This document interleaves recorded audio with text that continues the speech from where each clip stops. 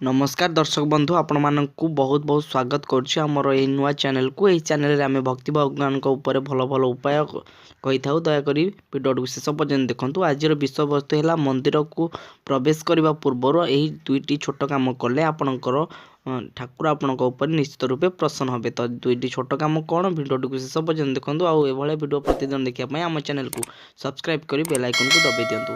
तो आज विषय वस्तु है आम जिते भी मंदिर को जाऊे कौन आमर कम थिबारु ही जाऊे बिना कम आम कौन कम जाई न था।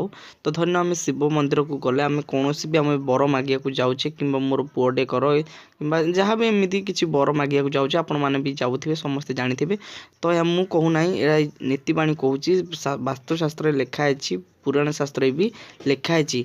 तो यह लिखाई जे जिते बड़े आपण मैंने मंदिर को प्रवेश करुँच तेज आप घंटी बजाइबा निहाती दरकार।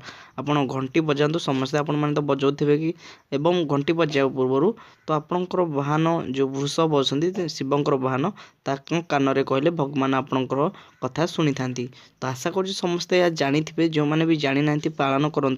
तो मुझे कौन खराब कथा कहली कि भल कथा कहली कमेंट बॉक्स रे कमेंट करूँ।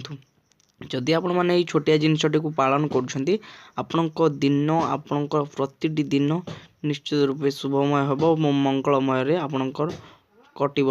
तो आशा कर भिडियोटी को भल कम नेबे। तो दयाकोरी जदि भिडियोटी पसंद आसिला निश्चित लाइक करेंगे, शेयर करेंगे, कमेंट करेंगे। ये भिडियो देखा आम चैनल को सब्सक्राइब कर बेल आइकन को दबाई देवे। धन्यवाद।